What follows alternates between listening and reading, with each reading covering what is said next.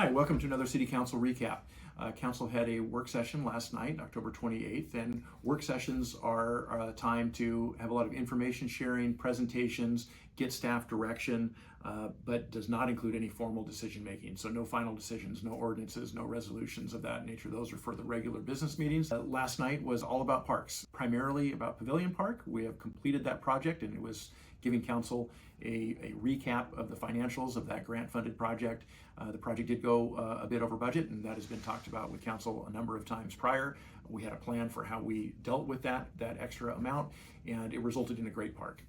Council is very pleased with the final product and really expressed appreciation also to the Park and Tree Committee, who spent many years, between 4 and 5 years actually, from idea to grant funding to planning and ultimate design for the park, and then the construction and completion. So a lot of good work by a lot of people over the past 4 or 5 years. The other item there with the Pavilion Park was a recommendation from the Park and Tree Committee to go ahead and defer for a little longer period of time the fountain, the water feature that was originally planned there. That was a cost consideration. And in the meantime, we're going to put a paver system in the place where the fountain was designed to go.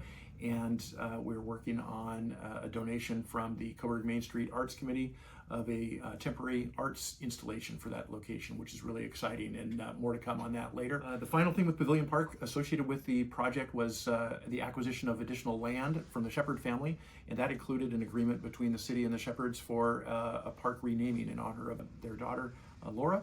So that was discussed, and that will be a formal resolution in the coming month or two to make that change. But the park will be Laura Park at the Pavilion, and a ground sign will be up in the next few weeks that the Shepherd family has donated to the project, in addition to their donation of the land value associated with the acquisition of additional parkland.